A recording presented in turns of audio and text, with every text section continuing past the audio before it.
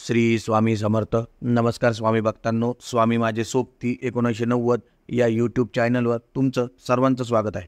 सेवेकरांनो, त्र्यंबकेश्वरच्या गुरुपीठातल्या ग्रुपवर आपण उन्हाळ्यामध्ये ताक का प्यावं, ताक पिण्याचे काय फायदे आहेत याबद्दलची आरोग्य विभागाने माहिती टाकली.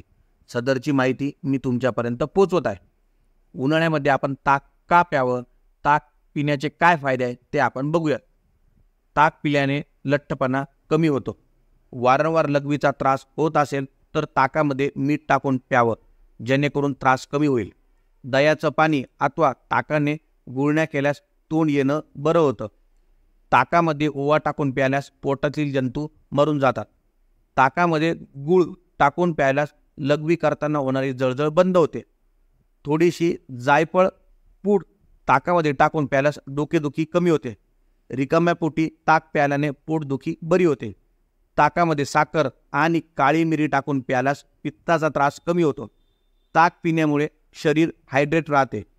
ताक पिण्यामुळे पचनक्रिया सुधारते. ताक पिण्यामुळे हृदय निरोगी राहते. ताक पिण्यामुळे आपली हाडे आणि दात मजबूत राहतात. ताक पिण्यामुळे प्रतिकारशक्ती वाढते.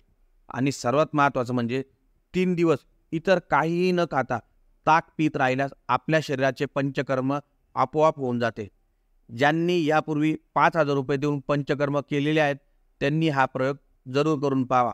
तेव्हा लक्षात येईल तुमची तब्येत ठीक तर होईलच, पण पैसाही वाचेल. असं 6 महिन्यात एक वेळा करा.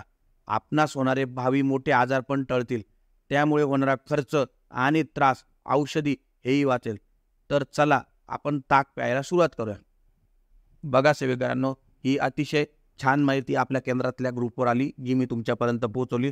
त्यामुळे उन्हाळ्याचं तुम्ही शक्यतो ताक प्यायला सुरुवात करा. सेवेकरांनो, सदरची व्हिडिओ तुम्हाला कशी वाटली हे तुम्ही कमेंट करून सांगा. स्वामी माझे सोबती 1990 या यूट्यूब चॅनलला लाईक करा, शेअर करा, सबस्क्राईब करा. धन्यवाद. श्री स्वामी समर्थ.